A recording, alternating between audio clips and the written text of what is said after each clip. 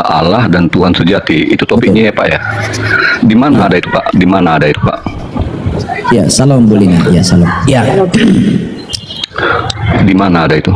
Yesus itu adalah Allah dan Tuhan sejati. Jadi data pertama di dalam Yohanes 20:28 ya, muridnya mengatakan kepada Yesus, itu merujuk kepada Yesus. Dia mengatakan ya Tuhanku dan Allahku.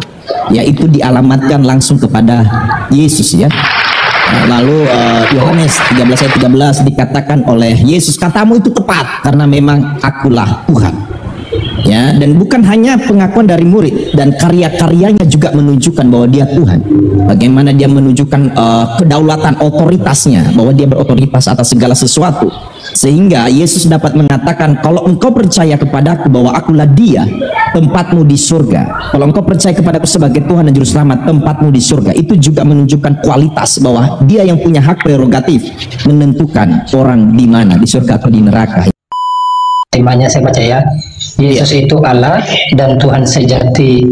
Ya, terkait dengan tema ini saya menanyakan, ketika Yesus itu Allah dan dia Tuhan sejati, ini siapakah yang mengakui dia sebagai Tuhan itu? Apakah Yesus sendiri yang memperkenalkan kalau dia itu adalah Allah dan Tuhan sejati, atau klaim dari satu pihak? Oke. Jadi yang mengatakan Yesus itu Allah dan Tuhan itu klaim dari beberapa pihak, bukan hanya satu pihak, dari berbagai pihak. Satu, klaim dari malaikat. Malaikat mengatakan, ya, hari ini telah lahir seorang juru selamat, yaitu Kristus Yesus Tuhan di kota Daud, dari malaikat. Kedua, dari Allah. Dengarkan dulu, dari Allah. Ya. Jadi Allah berfirman kepada Nabi Yesaya bahwa dia nanti akan menjadi manusia dan dinamakan penasihat ajaib, Allah yang kekal, Raja Damai. Ketiga, dari para murid. Para murid melihat Yesus, mereka sujud menyembah. Dan objek penyembahan hanya dialamatkan kepada Sang Pencipta, tidak boleh ke yang lain. Karena para murid melihat bahwa Yesus adalah Tuhan dan Allah, mereka sujud menyembah. Anda bisa baca di dalam Matius 28 ayat yang ke-17. Ya. Lalu keempat, dari prajurit Romawi. Anda bisa baca di dalam Matius 27 ayat 54. Ketika para prajurit pasukan menjaga salib dan kubur Yesus, maka terjadilah gempa dan bukit-bukit terbelah. Apa yang mereka katakan? Sungguh Yesus itu adalah anak Allah.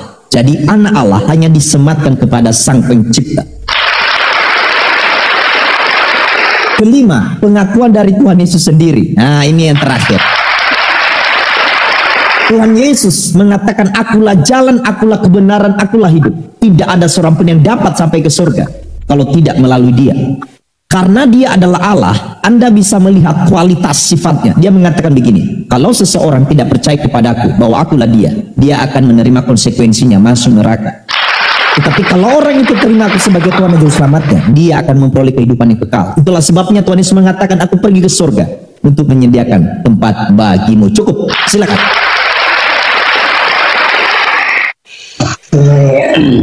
Dari pengakuan-pengakuan yang abang bawakan itu, satu dari Allah, ya kan, terus dari muridnya, terus dari tentara Romawi, terus dari Yesus, ya kan. Jadi yang poinnya saya tanyakan bahwa Yesus itu Allah. Saya tidak berbicara tentang anak, kan itu. Jadi Anda kan bertanya tadi, dari mana klaim bahwa Yesus itu Allah dan Tuhan? Apakah dari satu sisi? Saya kan bilang dari semua sisi. Itu kan sesuai pertanyaan Anda. Bagaimana? Oke, kalau abang membawakan dia adalah anak Allah, maka akan muncul lagi pertanyaan. Silakan. Allah ini sama tidak dengan anak Allah? Allah sama tidak dengan anak Allah? Allah, anak Allah sama dengan Allah. Oh, jadi sama. Gimana dalilnya, Pak? Anak Allah sama Allah ini sama. Jadi dengarkan saya. Dalilnya, ketika orang-orang Yahudi pada saat itu, ya, bertanya kepada Yesus, siapakah engkau ini? Dan banyak orang yang menarasikan Dan sungguh ketika mereka melihat perbuatan Yesus yang ajaib, mereka mengatakan sungguh dia ini adalah anak Allah. Khususnya prajurit Romawi tadi yang saya sampaikan, itu disematkan hanya kepada Sang Pencipta, tidak boleh ke yang lain. Itu di dalam perspektif orang Yahudi, dan Anda tentunya nggak bisa memahami itu. Ya, Iya, dalilnya di mana tuh, Bang? Bible itu di mana? Oke, sabar. Jadi begini, saya mau tanya kepada Anda mengenal Allah itu ada dari mana? Ya, gini Bang, jadi saya minta maaf dulu karena saya kan naik di sini karena ada Abang bawakan tema kan gitu. Jadi saya mempertanyakan dulu itu. Iya, enggak apa-apa, saya sambil siapkan Saya akan data. tanyakan tentang Yesus itu Allah. Dengarkan dulu saya siapkan data. Iya, Ini saya tanya Bang. dengar. Nah, Saya siapkan saya tunggu kok Bang, saya tunggu nggak apa-apa. Bukan. Sambil saya siapkan data, Anda tolong narasikan dulu, saya sambil bertanya. Dari mana Anda kenal Allah itu ada? Dari mana saya kenal itu Allah itu ada? Ya, dari Al-Quran. Al-Quran bilang apa? Mau saya bawakan dalilnya. Nah, jadi ketika Abang tanyakan dari mana saya mengenal Allah, ya saya bawakan dalam kitab suci saya ya, di Quran surat Taha ayat 14. Sesungguhnya aku ini adalah Allah, tidak ada Tuhan yang hak selain aku, maka sembahlah aku dan dirikanlah sholat untuk mengingatku. Nah, itu dalilnya. Sekarang saya minta dalilnya Abang. Oke. Di dalam Yohanes 14 ayat yang ke-9, dengarkan saya. Yohanes 14 ayat yang ke-9. Oke. Dikatakan kata Yesus kepadanya, telah sekian lama aku bersama-sama kamu, Filipus, namun engkau tidak mengenal aku. Barang siapa melihat aku, ia telah melihat Bapa. Bagaimana engkau berkata, tunjukkanlah Bapa itu kepada kami? Ya, ini statusnya sebagai anak Allah ini. Jadi ketika Anda melihat anak, Yesus mengatakan engkau telah melihat Bapa. Karena itu dia merujuk kepada hakikatnya sebagai Allah. Paham ini? Ini tambah bingung Anda mungkin. Tapi kiranya bisa menjawab lah, ya. Oke. Itu. Bagaimana? Abang bawakan Yohanes ya kan. Jadi yang saya minta ini kesaksian kenapa bisa Abang katakan Yesus adalah Tuhan. Pertanyaan saya, semasa hidupnya Yesus, apakah Yohanes sudah pernah bertemu dengan Yesus? Ya jelas ketemu. Bagaimana mereka Mana dia ketemu, Bang? Nah, di mana dia ketemu? Ada buktinya, Bang? Abang? Yesus pernah ketemu dengan Paulus, dengan Yohanes atau Oh iya, Paulus? dia yang pilih, itu muridnya dia. Nah, begitu. Oke, saya buka data di dalam Yohanes 1 ayat 1, dengar. Ya, sehingga dapat Anda dikonfirmasi bahwa data yang mereka tulis memang benar-benar fakta, bukan dongeng. Oke, 1 Yohanes 1 ayat 1. Ya. Apa yang telah ada sejak semula, yang telah kami dengar, yang telah kami lihat dengan mata kami, yang telah kami saksikan, dan yang telah kami raba dengan tangan kami tentang firman hidup, itulah yang kami tuliskan kepadamu. Jadi ini yang mereka tuliskan. Mereka saksi mata, mereka mendengar, mereka menyaksikan perbuatan supranatural, bagaimana Allah menunjukkan bahwa, bagaimana Yesus menunjukkan bahwa dia adalah Allah dan Tuhan. Oke ya, paham ya? Oke, berarti dari jawaban Abang itu berarti Allah dan anak Allah ini sama ya? Iya ya? Bagaimana? Allah dan anak Allah ini sama. Betul. Ya, berarti Allah ini bisa dilihat. Supaya Anda nggak salah paham, ketika ada anak Allah itu merujuk kepada hakikatnya sebagai Allah. Makanya kalau Anda misalnya membaca Yohanes 1 ayat 1, lalu Yohanes 1 ayat 14 ya, banyak di situ ya. Bahkan dikatakan itu merujuk lagi kepada hakikatnya sebagai Allah. Makanya kan Yesus mengatakan aku dan Bapa adalah satu. Ya, itu gelar keilahian, itu anak Allah ya. Paham ya? Oke, kalau bagaimana terkait dengan 1 Yohanes 1, Yohanes 1 nomor 18, tidak seorang pun yang pernah melihat Allah, tetapi anak tunggal Allah yang ada di pangkuan Bapa, dialah yang menyatakannya. Iya, siapa yang menyatakan Allah yang tidak kelihatan itu? Tetapi anak tunggal Allah yang ada di pangkuan Bapa, dialah yang menyatakannya. Iya, yes, betul. Sudah tepat. Oke. Kita Jadi lihat, dengar narasi. terkait dengan yang menyatakan narasi itu. gimana maksudnya itu? Ya, saya tahu maksud saya. Berarti Allah ini tidak bisa dilihat. Ya, bagaimana Anda bisa melihat Allah? Iya. Berarti Allah dan anak ini berbeda. Dia beda tapi satu. Tadi abang bilang sama, sekarang beda tapi satu. Konsepnya sama dalam hakikat, beda dalam pribadi. Maksudnya kayak mana itu? Ketika tadi saya tanyakan Allah dan Anda tadi coba Anda baca ulang. Oke, abang dengar dulu begini. Saya menanyakan apakah Allah dan anak Allah ini sama? Abang bilang sama. Ketika itu ada aku bawakan Yohanes 1. Anda abang tidak ngomong begitu. Dengar, Anda tahu nggak sama dalam hakikat? Karena dari tadi Anda dijelasin nggak mudeng-mudeng kata orang Jawa.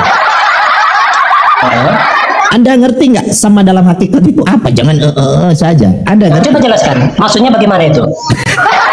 Ternyata Anda nggak ngerti, ya.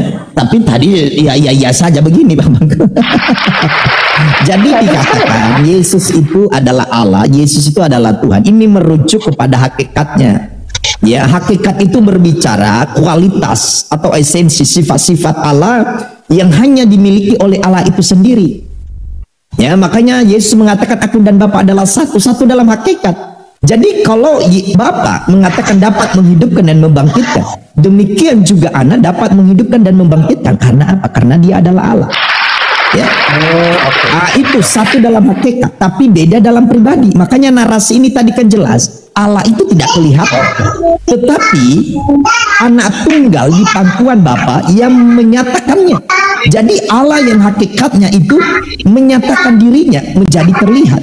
Makanya di dalam Filipi 2 ayat 6 dikatakan bahwa Dia adalah Allah kekal, namun Dia mengosongkan kenosis. Kenosen itu artinya begini, Dia tetap Allah selama-lamanya, hanya menggunakan natur kemanusiaan kepada dirinya. Nah, dan menjadi sama seperti manusia, dinamakan Yesus. Lalu di dalam pribadi Yesus itu ada dua natur kealahan atau sifat kealahan, yang kedua sifat kemanusiaan. Itulah sebabnya kenapa Yesus mati. Yang mati adalah natur kemanusiaannya, karena Allah nggak bisa mati. Oke ya, begitu abangku ya. Silakan, jangan lama. Ya, jadi berarti ketika Allah itu bisa membangkitkan dan menghidupkan orang mati itu, berarti Yesus juga bisa, ya kan? Yes. Ya, ketika Allah menciptakan dunia ini, apakah Yesus menciptakan dunia? Yes. Di mana dalilnya Yesus menciptakan dunia? Yohanes 1 ayat 3. Ada Alkitab di situ, baca aja. Ada. Yohanes 1 ayat 3. Yohanes 1. Wait Bang ya.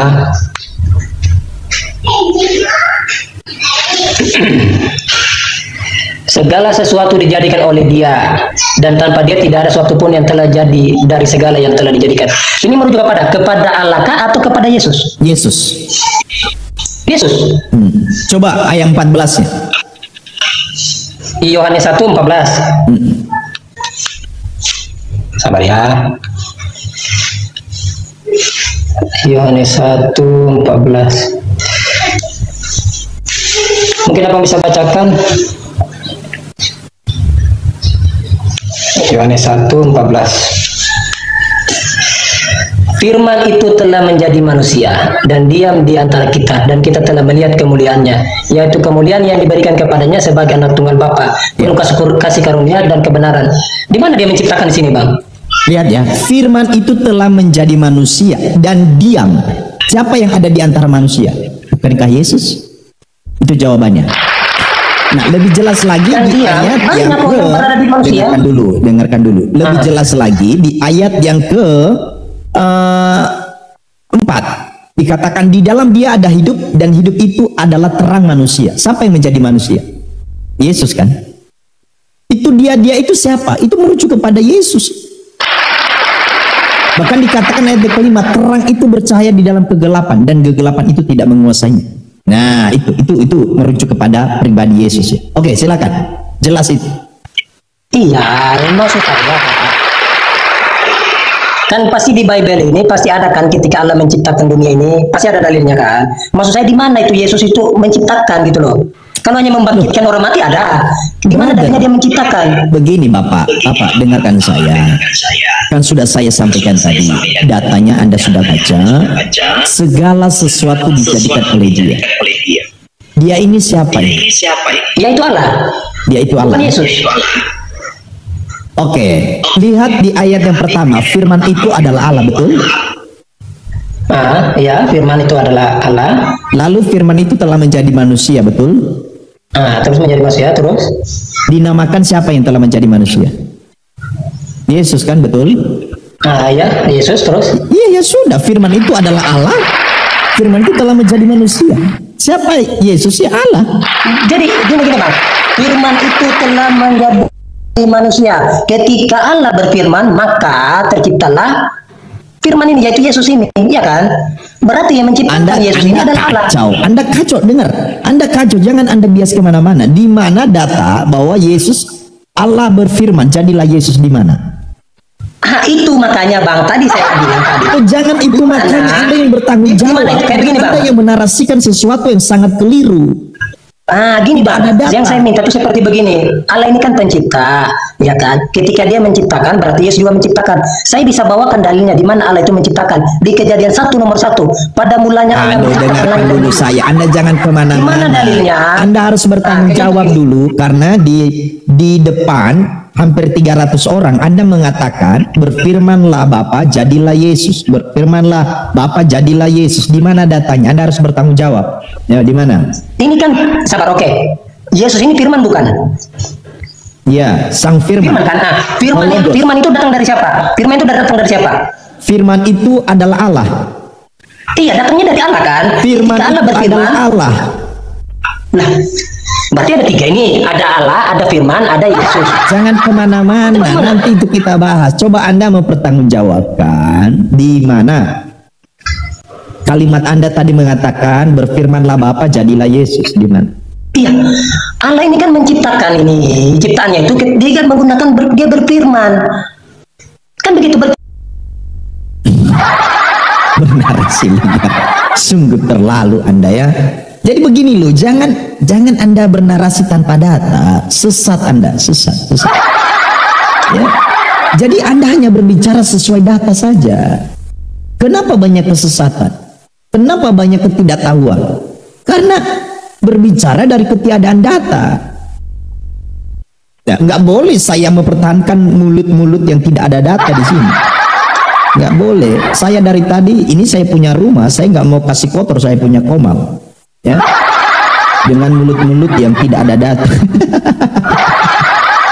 Nah, jadi begitu konsisten kita ya. Kita hanya bisa berbicara sesuai data. Setuju? Ya setuju, katakan oke. Ya, ganti-gantian ya. Ini kok ada 2, sorry. Pak Anak Betawi, selamat siang. Siang, selamat siang. Sore boleh, siang boleh. Iya, baik. Iya, sorry Pak, keyakinan apa? Muslim, saya Muslim. Oh iya, salam toleransi ya. Iya, Pak. Ada yang mau disampaikan Pak? Mau ditanyakan? Diskusi aja. Oke, baik. Ya maksudnya langsung tanya. No, ya memang kita diskusi nih Pak, bukan debat ya, ini. ya. Yesus itu Allah dan Tuhan sejati. Sorry, keyakinan Bapak ateis, Islam? Islam, Muslim. Tadi udah saya jawab Muslim. Oh ya, kurang jelas di sini ya. Sinyal saya kayaknya gangguan. Jelas suara saya Pak ya? Jelas, saya dengar jelas. Baik, silakan. Sorry Pak, lanjut. Bagaimana? Ini kan temanya Yesus itu Allah dan Tuhan sejati. Itu kalau Yesus itu Allah, kan saya bertanya nih, dasar mula apa? Firman. Ya, pada mulanya adalah firman. Terus menjadi daging. Firman menjadi daging, betul. Terus daging menjadi Yesus. Ya, kalau dagingnya sudah jadi manusia itu satu paket. Iya. Yesus kan jadi manusia kan ya Pak ya, Pak Pendeta ya Pak. Jadi artinya itu dikandung sama Ibu Maryam ya. Maria bukan Maryam. Maria yang mengandungnya. Iya. Terus dilahirkan. Pertanyaannya, pas gitu Yesus dilahirkan, apakah sudah menjadi Tuhan?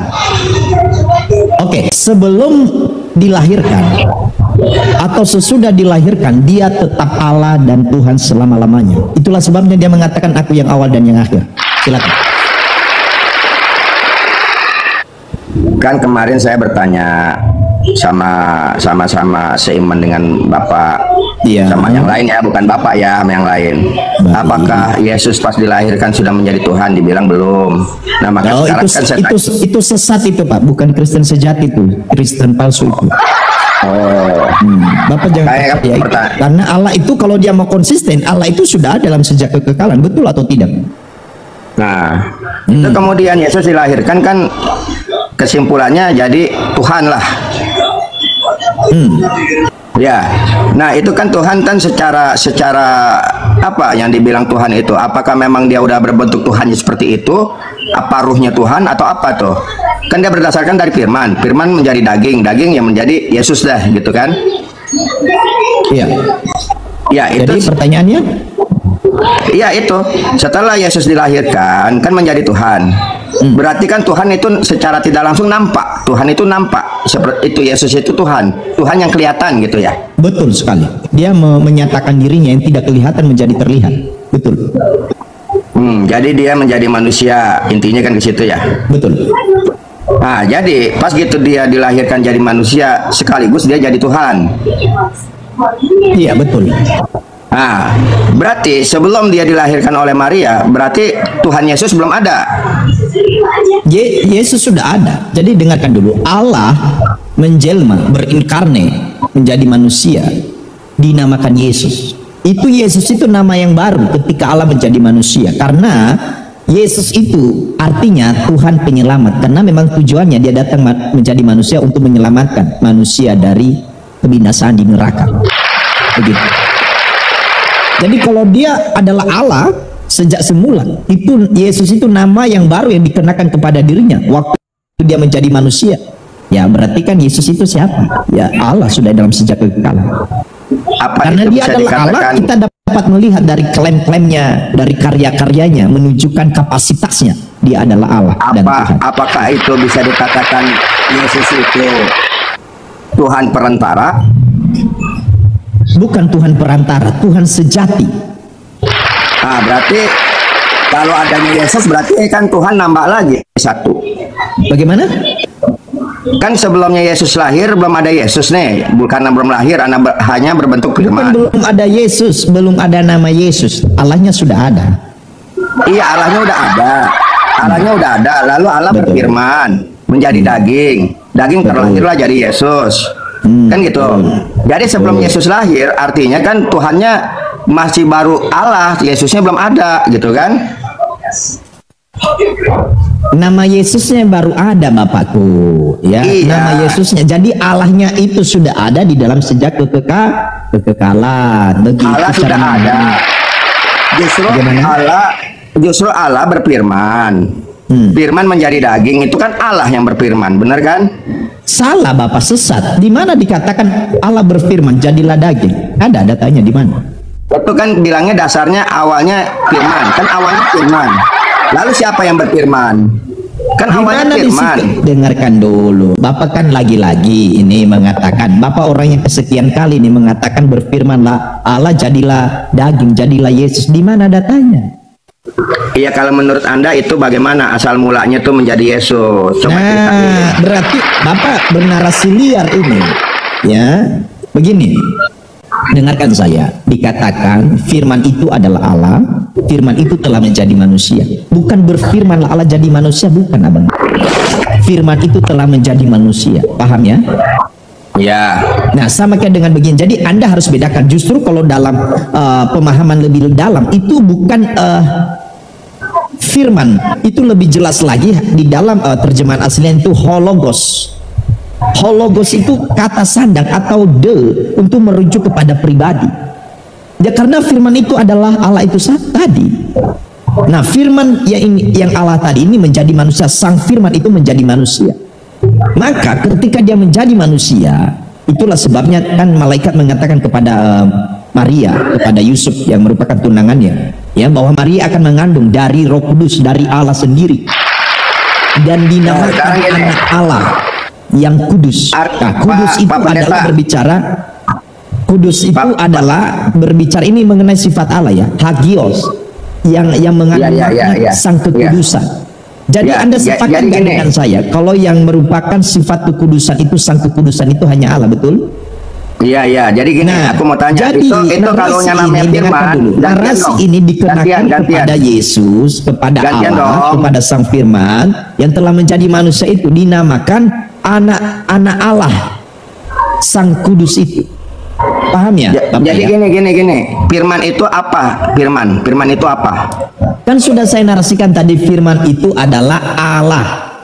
Bukannya firman itu perkataan. Iya, perkataan, ya betul. Lalu Iya, firman itu kan perkataan Allah. Jadi Allahnya berkata, kan gitu. Atau Allah Allahnya berfirman. berkata, Allahnya memiliki perkataan, bukan Allahnya berkata. Iya. Iya. Bukan Allahnya Allah berkata. sendiri. Begini, dengarkan. Firman itu kan perkataan. Milik Iya. siapa? Milik Allah, kan betul? Iya, betul, yang berkata Allah. Iya, bukan Allahnya berkata. Salah Aneh. Bapak. Kasus salah gimana? Sekarang gini. Allah berfirman. Artinya kan Allah sendiri dia langsung berfirman. Kan begitu? Sebelum dia berfirman, dengarkan dulu. definisi Sebelum firman dia itu apa? berfirman, dia memiliki firman dulu, kan betul? Iya, itu definisi firman itu apa? Abangku, sebelum dia berfirman, sebelum dia berkata-kata, berarti dia punya firman dulu, kan betul? Apakah firman itu kan kata? Firman itu kan ucapan dari Allah, firman namanya. Benar nggak? Nah, Iya, ya, berarti artinya Allahnya tersendiri, Allah berfirman, kan begitu? katanya tersendiri. Allah itu tetap Allah, kan gitu? Katanya Menurut pendeta. firmannya tetap terpisah. Enggak, Allahnya berfirman gitu, kan Ya, firman. oke, Firman itu kan firmannya ada di perkataan. mana? Ada di mana Firman, coba gini dulu, definisi firman adalah kan perkataan dari Allah, kan gitu? Dengarkan dulu. Sudah jelas tadi, firman itu ada di dalam diri Allah atau di luar diri Allah? Enggak, kita jangan bahas ke situ. Artinya Loh, firman karena ini itu poinnya apa? yang Anda tidak mengerti, Pak. Justru poinnya. Justru saya pengen mengerti arti firman itu apa. Oke, dengarkan saya ya. Saya sampaikan secara jelas kepada Anda. Dengarkan saya. Jadi firman itu di dalam Yohanes 1 ayat 1 dikatakan logos. Ya, bahkan ada kata sandang sebelumnya, hologos. Itu lebih merujuk kepada pribadi, sang firman. Sang firman. Jadi firman itu kan jelas perkataan, ya, kalimatnya Allah. Ya, kalau dalam iman Anda itu kalimatullah. Ya, gitu. Nah, itu kan jelas kan perkataan kalimatnya Allah kan dulu. firman. Iya kan Belum secara selesai kita. seperti itu. Anda bisa diam tidak? Ya, saya itu kalau diam namanya bukan diskusi. Ini saya sama-sama nih kita sharing. Ya, tapi ganti-gantian. Belum lagi sampai poin saya sudah Anda. Anda itu. Keyakinan apa, Pak Sarif? Islam. Baik, salam toleransi ya. Ada yang mau ditanyakan? Boleh buka kamera, Pak? Waduh, sama aja lah, nggak apa-apa itu, karena hanya bertanya aja. Iya, nggak apa-apa lah. Mau tanya apa, Pak? Silakan. Enggak, saya nanya topiknya aja, apa topiknya ini? Topiknya apa? Yesus itu adalah Allah dan Tuhan sejati. Oh, Yesus adalah Allah dan Tuhan sejati. Itu topiknya ya, Pak ya. Di mana ada itu, Pak? Di mana ada itu, Pak? Ya, salam Bulina. Ya, salam. Ya. Di mana ada itu? Yesus itu adalah Allah dan Tuhan sejati. Jadi data pertama di dalam Yohanes 20:28 ya, muridnya mengatakan kepada Yesus, itu merujuk kepada Yesus. Dia mengatakan, ya Tuhanku dan Allahku. Ya, itu dialamatkan langsung kepada Yesus ya. Lalu Yohanes 13 ayat 13 dikatakan oleh Yesus, katamu itu tepat karena memang akulah Tuhan. Ya, dan bukan hanya pengakuan dari murid, dan karya-karyanya juga menunjukkan bahwa dia Tuhan. Bagaimana dia menunjukkan kedaulatan otoritasnya, bahwa dia berotoritas atas segala sesuatu. Sehingga Yesus dapat mengatakan, kalau engkau percaya kepadaku bahwa akulah dia, tempatmu di surga. Kalau engkau percaya kepadaku sebagai Tuhan dan Juru Selamat, tempatmu di surga. Itu juga menunjukkan kualitas bahwa dia yang punya hak prerogatif menentukan orang di mana, di surga atau di neraka ya. Begitu ya. Oke, mungkin begini, Pak. dilanjut sama Bu Lina. Saya mau tanya izin dulu, Pak. Saya kan sebentar, belum Pak, sebentar. Oh. Bagaimana? Ada Bu Lina mau lanjut? Kenapa Yesus itu Allah dan Tuhan sejati? Silakan. Ya, Bu Lina. Pak, Bapak setuju nggak kalau malaikat diciptakan untuk melayani Allah atau Tuhan itu sendiri? Bapak setuju nggak? Saya tanya itu dulu.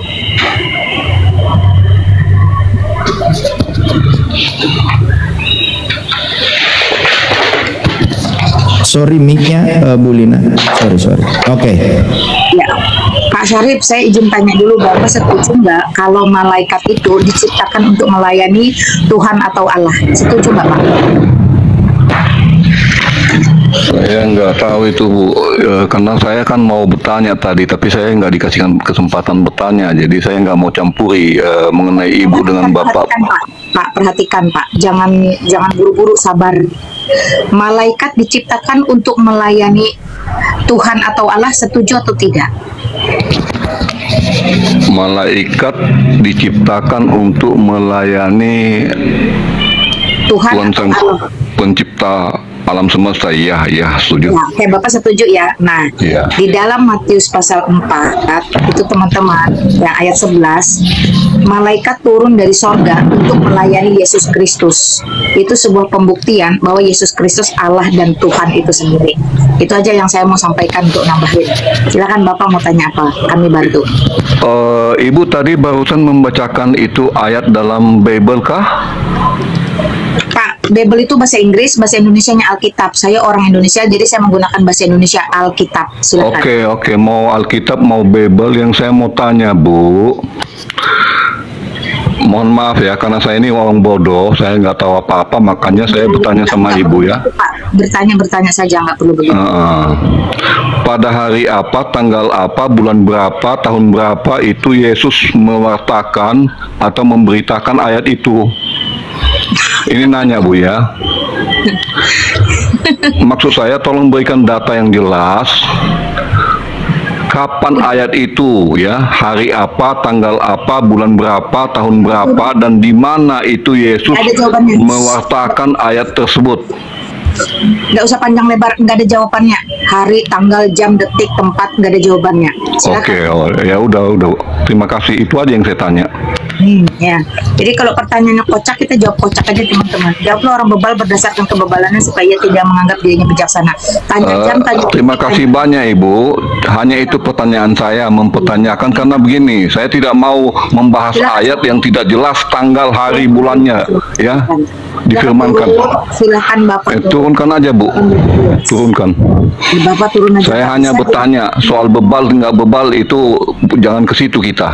Saya bertanya. Di dalam Alkitab kami jelas cara menjawab orang bebal harus dengan kebebalan supaya tidak menganggap dirinya bijaksana. Jadi kalau Bapak tanya jam, bulan, detik, tempat, nah itu tidak ada jawaban. Sesederhana itu. Saya tidak perlu repot, ya. Tanya jam, detik, bulan, tetek, bengek, kapan ayat itu ditulis.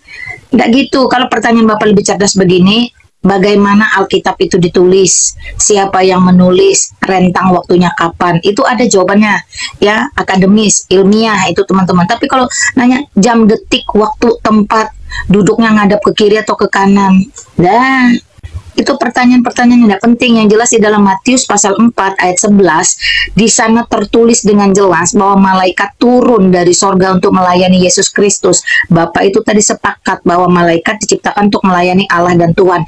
Itu salah satu saja ayat yang membuktikan bahwa Yesus Kristus adalah Allah, adalah Tuhan. Tidak bisa dibantah, tidak bisa dipungkiri. Sampai-sampai malaikat aja turun dari sorga tuh untuk melayani dia. Mana ada manusia di muka bumi ini yang malaikat pernah turun dengan sengaja dari sorga hanya untuk melayani dia? Tidak pernah ada, kecuali manusia Yesus Kristus. Nah, di samping itu tadi ayat-ayat sebelumnya host sudah sampaikan. Maka jelas, kalau kalian cuma mau tanya apa buktinya Yesus itu Allah, mana datanya, mana dalilnya, sudah disampaikan.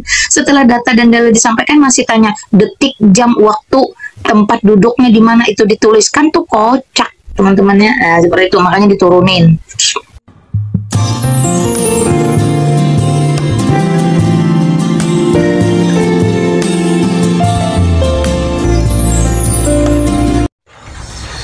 Ya, Salam Bapak Ibu Saudara yang dikasihi Tuhan Yesus Kristus. Kita telah bersama-sama menyaksikan sebuah diskusi yang luar biasa ya, antara apologet Kristen dan saudara kita dari Muslim, teman-teman sekalian. Luar biasa ya, bagaimana saudara apologet Kristen kita menjawab setiap pertanyaan yang diajukan dengan bijak dan penuh kasih, saudaraku. Luar biasa ya.